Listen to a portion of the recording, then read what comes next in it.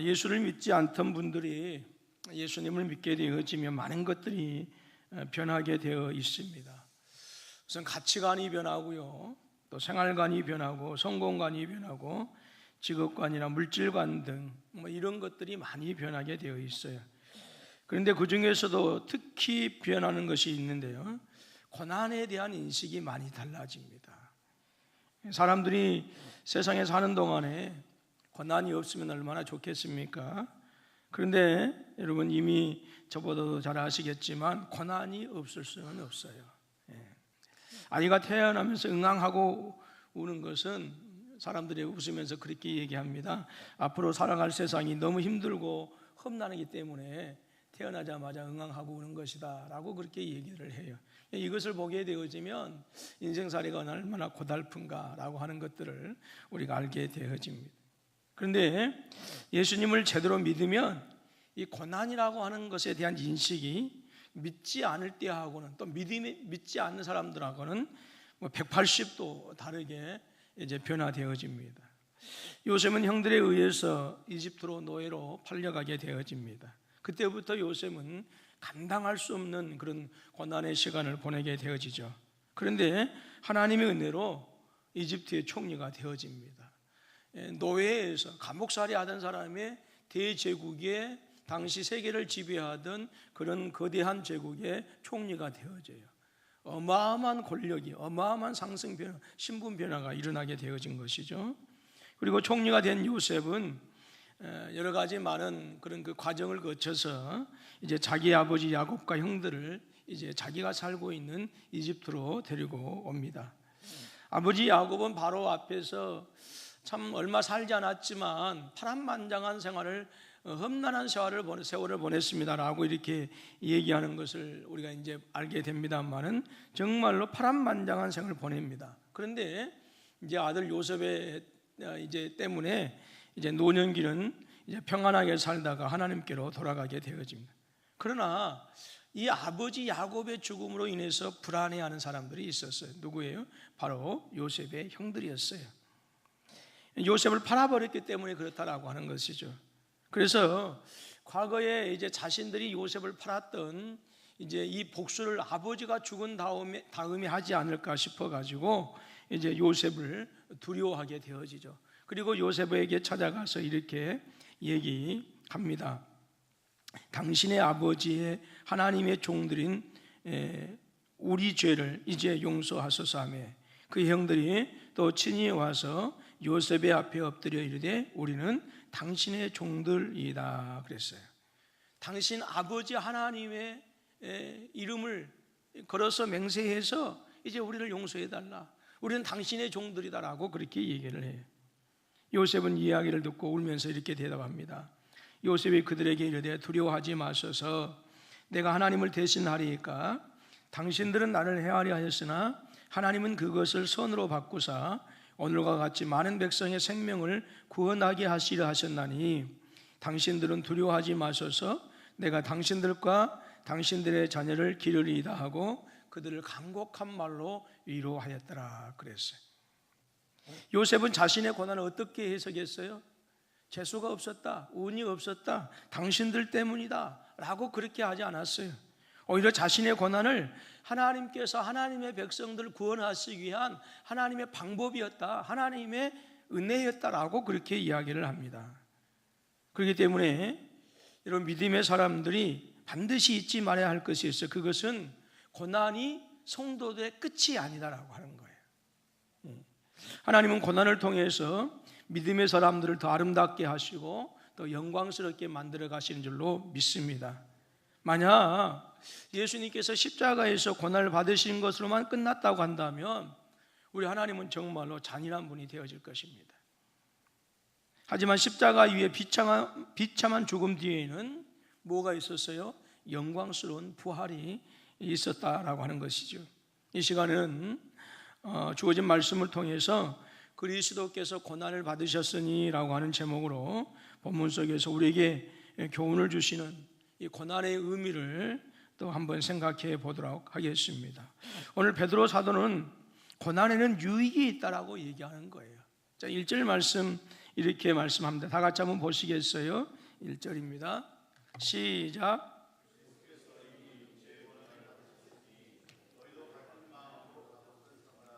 이는 육체의 고난을 받는 자가 죄를 그쳤음이니 그랬어요.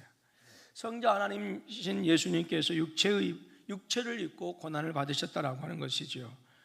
여러분, 우리가 고난 받으시는 예수님을 생각할 때 우리는 흔히 십자가를 생각합니다. 물론 십자가는 우리 예수님께서 고난을 받으신 것의 절정이에요.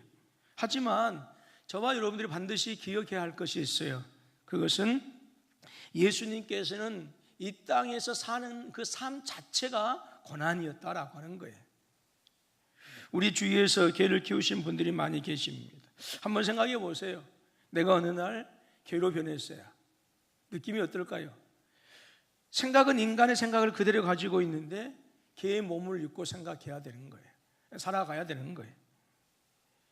여러분, 만약에 이것이 이루어진다고 한다면 이 개의 몸을 입고 생활한다는 것 자체가 엄청난 고난이 아니겠어요? 가끔 가다가 그 번개를 맞아가지고 갑자기 사람이 몸이 이렇게 다시 이렇게 다른 사람하고 바뀌기도 하고 이렇게 합니다만은 그런 일은 일어나지 않죠.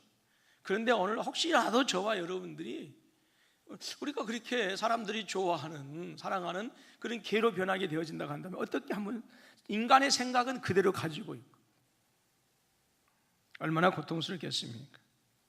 다른 개들은 인간이었던 나를 도저히 이해하지 못할 것입니다.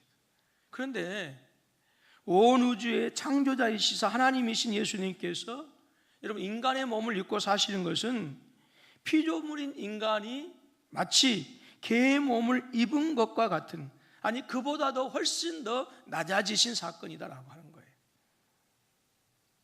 이 땅에 어떤 인간도 하나님이신 예수님을 이해하지 못합니다. 그래서 세상은 예수님을 십자가에 못 박아버린 거예요. 우리는 사람들로부터 오해받는 것이 얼마나 힘든 일인지 너무나 잘 알고 있어요. 그런데 예수님이 오해받는 그 고난을 겪으신 것입니다. 여름이 되면 많은 분들이 피서를 떠납니다. 떠날 때는 즐겁습니다. 그래서 피서지까지 갈 때 차가 밀리고 여러 가지 복잡하고 그래도 기쁨과 즐거움으로 가는 거예요. 그리고 가서 텐트를 치고 신이 납니다. 그러나 여러분 어떻습니까? 며칠 지나면 하는 말이 무엇입니까? 그래도 집이 제일 좋다, 편하다라고 하는 거예요. 또 고국을 떠나서 오랫동안 미국 생활을 하시는 분들의 얘기를 들어보게 되어지면 그래도 고국이 제일 낫다, 한국을 대단히 그리워하는 모습들을 보게 되어집니다. 우리가 선교사님들을 위해서 더 열심히 기도해야 되는 이유가 있어요. 왜 그럴까요? 그분들은 하나님을 위해서 고향을 떠나서, 친지를 떠나서, 사랑하는 가족과 집을 떠나서 사는 어려움을 기꺼이 감수하고 있기 때문에 저와 여러분들이 더 기도해야 되는 거예요. 하지만 무엇보다도 가장 좋은 곳에서 떠나신 분이 누구시에요? 바로 우리 예수님이시죠. 그 하늘 영광 모든 권세 그 보좌를 버리시고 천사들의 수종을 받으시고 그 영광스러운 그 자리를 떠나서 고난을 받으신 분이 누구시냐? 바로 우리 예수님이셨다라고 하는 거예요. 여러분, 예수님의 집은 이 땅이 아니었습니다. 그런데 예수님께서 저와 여러분들을 위해서 죄악이 가득한 이 낮고 천한 이 땅에 오신 거예요. 여러분, 우리 예수님께서 이 땅에 오실 때 즐기기 위해서 오셨을까요? 절대 아닙니다. 우리를 위해서 대신 죽으러 오신 거예요.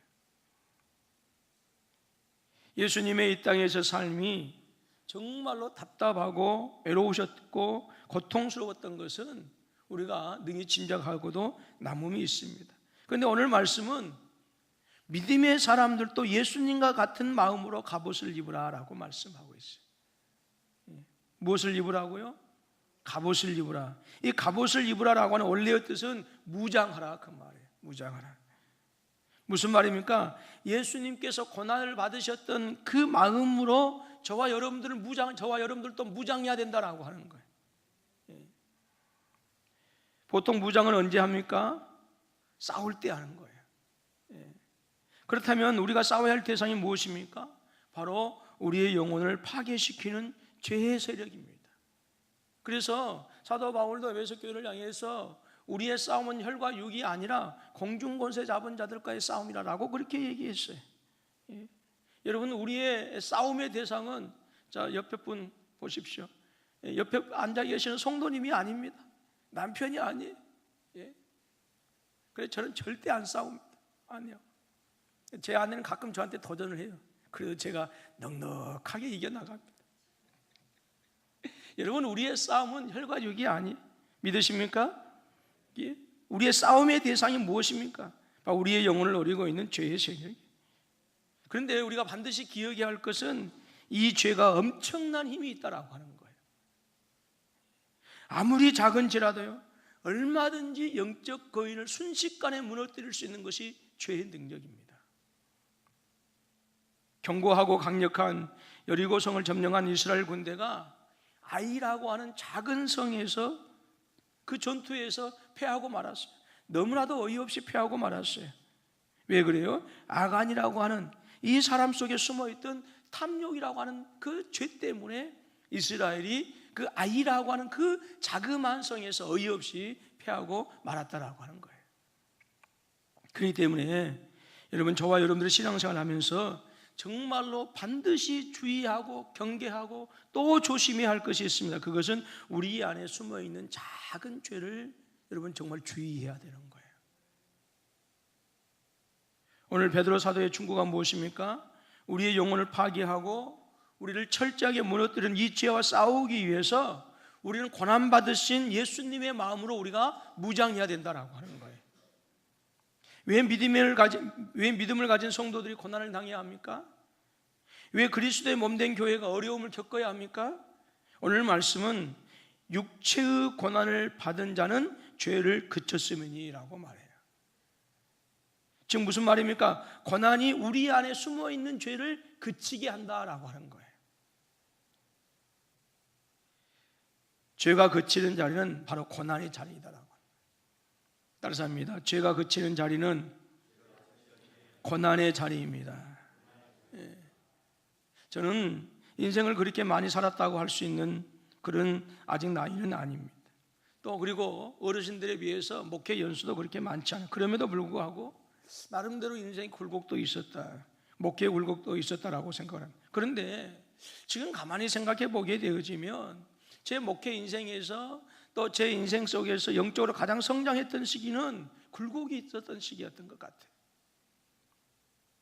아무런 문제도 없고 배부르고 등 땄을 때 영적으로 성장하는 게 아니라 오히려 힘들고 어려웠던 그 고난의 시기에 제가 영적으로 한층 더 성숙해지는, 한층 더 업그레이드되어지는 그런 경험을 할 수 있었다라고 하는 것이, 고난의 시기에 못된 기질이 죽고 그래도 이전보다 그래도 연약하고 부족하지만 더 나아진 모습으로 자랄 수 있었어요. 무엇이에요? 굴곡의 시기에, 연단의 시기에, 고난의 시기에 그랬다라고 하는 것이죠. 성도 여러분, 믿음의 사람들은요, 고난을 받을수록 더 많이 성장하게 되어 있어요. 그래서 어떤 분들은 눈물 젖은 빵을 먹어봐야 된다라고 그렇게 얘기해요. 영적으로 성장하는 것이 무엇입니까? 여러분, 거룩해지는 거예요. 영적으로 성장한다라고 하는 것은 정말로 날마다 주님을 닮아가는 것을 얘기하는 거예요. 죄를 멀리하게 되는 그것이 바로 거룩입니다. 그것이 바로 주님을 닮아가는 거예요. 성도들은 고난받기 전에는 인내하지 못했는데 고난 이후에는 인내하게 되어지고요, 그리고 고난받기 전에는 그냥 아무 일에다 화를 내고 혈기를 부렸는데 고난 이후에는 뭐예요? 그 불같은 기질이 죽고 사람들이 온유해지고 부드러워지는 모습들을 보게 되어집니다. 우리는 다윗을 잘 압니다. 다윗이 하나님의 마음에 맞는 삶이 되기까지는 정말로 지독한 그 고난의 세월을 보내야 했어요. 다윗과 사울의 결정적인 차이가 무엇일까요? 사울왕은 이스라엘 첫 번째 왕이고 다윗은 사울왕의 뒤를 이어서 이스라엘 두 번째 왕이 되어져. 이 두 사람의 차이는 무엇일까요? 다윗의 삶에는 고난의 시간이 있었다라고 하는 거예요. 그 지독한 고난의 시간은 다윗 속에 숨어있는 사울의 모습들이 모두 사라지게 해주었고요, 그리고 사울의 교만으로 고통당하면서 다윗은 자신 안에 숨어있던 그런 교만을 죽이게 되어지는 그런 시기가 바로 고난의 시기였어요. 사울의 거짓을 보면서 다윗은 자신 안에 있었던 거짓을 하나님께 다 토해내는 그러한 경험을 하게 되어집니다. 여러분, 저와 여러분들에게도요, 또 우리가 사랑하는 교회 안에도 어려움이 있기 마련입니다. 고난이 있어요. 하지만 저와 여러분들이 이 고난을 어떻게 바라봐야 할까요? 바로 내 죄를 끊어내는 시간으로 바라봐야 된다라고 하는 거예요. 철저하게 낮아지고 하나님께 다시 돌아가는 시간으로 나의 고난을, 나의 굴곡을, 나의 고통을, 나의 어려움을 그렇게 바라보고 그렇게 해석해야 된다라고 하는 거예요. 마치 요셉이 자신이 애굽에 팔려와서 종살이 했던 그 모든 고난을 하나님께서 당신의 선하신 뜻을 이루기 위해서 그렇게 하셨다라고 자신의 인생을 그렇게 해석하는 것처럼, 오늘 우리에게 당하는 그런 아픔과 질병과 모든 고난의 시간들을 통해서 하나님께서 나를 더욱더 연단시키시고, 그리고 나에게서 죄를 끊어내는 그 시간의 시각으로 바라볼 수 있어야 된다라고. 이것이 믿음의 사람들의 특징이에요. 혹시라도 저와 여러분들에게 고난의 때가 지나가고 있거든 죄를 그치는 때로 삼으실 수 있기를 주님의 이름으로 축원합니다. 그리고 또 2절의 말씀에서 또 다른 고난의 유익에 대해서 말씀하고 있는데요. 자, 우리 다시 한번 또 2절을 읽습니다. 시작.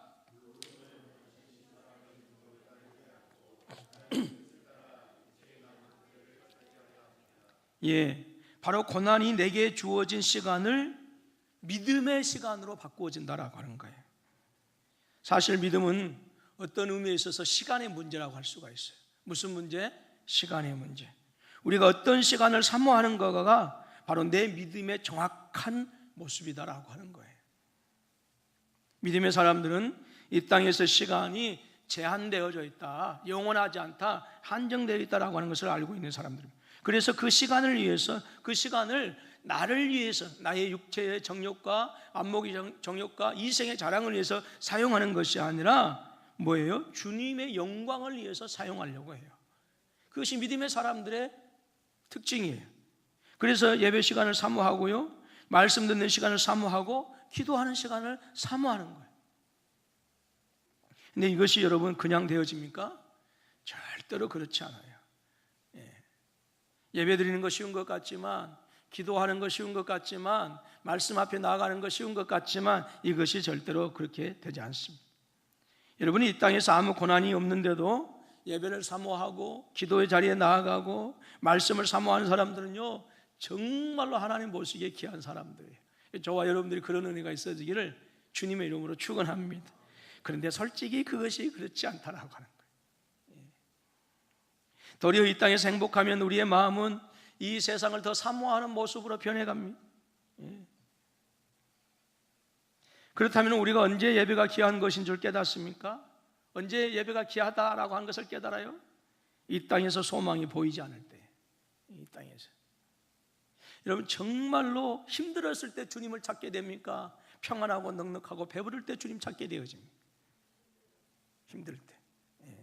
설교 끝났네요. 인생이 너무 고단하고 앞길이 막막할 때 비로소 우리는 예배가 귀하다라고 하는 것을 깨달아요. 삶의 문제가 너무 답답해서 아무것도 붙잡을 것이 없을 때 비로소 그때 우리는 하나님의 말씀을 붙들게 되어져요. 누구에게도 도움을 받지 못할 때 비로소 우리는 나에게 도움을 주실 분은 오직 하나님밖에 계시지 않는구나, 이렇게 생각하게 되어져요. 그러므로 고난이 우리에게 주는 유익이 무엇입니까? 고난이 성도들에게 주는 유익은 성도들로 하여금 예배의 자리, 말씀과 기도의 자리로 뭐한다? 몰고 가는 거예요. 몰고 가는 거예요. 그래서 한번 크게 고난을 겪어본 성도는 하나님의 말씀이 얼마나 귀한 것인 줄 알아요. 그래서 좀 나태해졌다가도 하나님이 예배 시간에 정신 차려라고 말씀하시면 정말 정신이 번쩍 나서 다시 잘못 나가던 그 삶의 방향을 다시 하나님께서 원하시는 삶의 방향으로 바꾸게 되어지죠. 그래서 정욕을 쫓지 않고 하나님의 뜻을 따라서 이 땅에서 주어진 남은 시간을 하나님의 영광을 위해서 사용하게 되어지는 거예요. 철저하게 고난받은 다윗이 깨달은 것이 무엇이겠습니까? 다윗은 그렇게 얘기합니다. 고난당한 것이 내게 유익기라. 이로 인하여 내가 주의 율례를 배우게 되었나이다. 그래서 시편 119편 71절 말씀입니다. 정말로 아름다운 고백이잖아요. 고난당한 것이 자기에게 유익이래요. 왜? 그 고난을 통해서 하나님의 윤리를 배우게 되었다라고 하는 거예요. 성도 여러분, 고난이 즐겁고 고난이 반가운 사람은 아무도 없습니다. 고난 받는 것 자체가 너무 힘이 들고 어려운 거예요. 그런데 성경은 말씀합니다. 고난은 우리의 영혼에 큰 유익이 된다라고 하는 거예요. 고난은 믿음의 사람들 더욱더 거룩하게 하고요, 고난은 오늘 저와 여러분들로 하여금 하나님의 거룩한 형상으로 빚어가는 그 은혜가 있게 해요. 그 고난이라고 하는 것을 통해서, 그 고난이라고 하는 정을 통해서 내 안에 있는, 내 삶 속에 있는 아직 떨어내지 못한 그 죄악의 부스러기들을 떨어내고, 그래서 누구의 형상으로 만들어가는 거예요? 하나님의 형상으로 만들어가는 것이, 그것이 고난의 역할이에요. 그것이 고난의 유익이에요.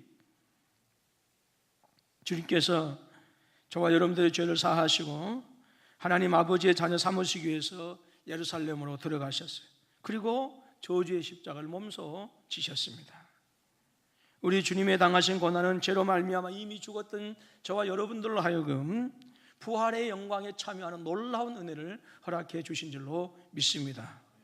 이사야 선지자는 주님의 고난으로 인해서 저와 여러분들에게 어떤 하나님의 은혜가 임했는가라고 하는 것을 말씀해 주셨는데요, 이사야서 53장 5절 말씀 보니까 그가 찔림은 우리의 허물 때문이요, 그가 상함은 우리의 죄악 때문이라. 그가 징계를 받음으로 우리는 평안을 누리고 그가 채찍에 맞음으로 우리는 나음을 받는도다라고 예언했어요. 이 고난주간을 맞이하면서 먼저는 저와 여러분들이 예수님의 고난이 우리에게 어떤 은혜를 주셨는가라고 하는 것을 묵상해 보실 수 있기를 주님의 이름으로 축원합니다. 특별히 할 수만 있으면 하루 한 끼 금식하고 쉬고요, 그러면서 그 한 끼 값을, 요즘은 한 끼 값이 보통 얼마 합니까? 5,000원이요? 5,000원은 너무 부담되니까 3,000원씩 계산해 가지고 다음 주에 부활주일 헌금 빼고, 감사 헌금 빼고 일주일간 했던 하루에 한 끼 했던 그것을 3,000원으로 계산해서 고난주간에 헌금으로 드렸으면 좋겠어요. 역시 아멘이 없으시네요. 그것도 의미가 있지 않을까요? 부활 감사 헌금 빼놓고 그 따로 하고 하루 한 끼 금식하면서 그것을 3,000원씩 계산해서, 그래서 6일간이면 18,000원이 되겠죠. 그렇게 해서 한번 그것을 따로 하나님께 헌금하는, 정말 그러면 부활주일이, 물론 우리가 새벽 예배, 고난주간 새벽 예배도 해야 되고 이렇게 합니다만은 안 하더라도 은혜가 될 것 같아요. 그렇게 한번 해보셨으면 좋겠어요. 그렇게 묵상해 보시기 바랍니다. 여러분, 이 고난의 시간이 예수 그리스도의 고난을 통해서 우리가 부활에 이르는 놀라운 은혜를 입었던 것처럼, 오늘 하나님께서는 우리의 고난을 통해서 바로 하나님의 거룩한 형상으로 빚어가시고, 그래서 우리의 죄악을 그치게 하시고, 그래서 우리의 시간이 주님의 영광을 위해서 바꾸어지도록 하는 놀라운 은혜를 주시는 줄로 믿습니다. 오늘 우리에게 당하는 그 고난을 비극적으로만 생각하지 말고요, 운명적으로만 생각하지 말고요, 재수가 없다라고만 생각하지 말고요, 안 믿는 사람들도 저렇게 잘 사는데 내 모습은 왜 이 모양 이 꼴일까 라고 하는 것보다는 오히려 그 고난을 이제 요셉의 시각처럼 180도 다르게 변화시켜서 이것을 통해서 나 자신을 한층 더 거룩한 하나님의 모습으로 변화시켜 나가는 또 한 주간이 되실 수 있기를 주님의 이름으로 축원합니다.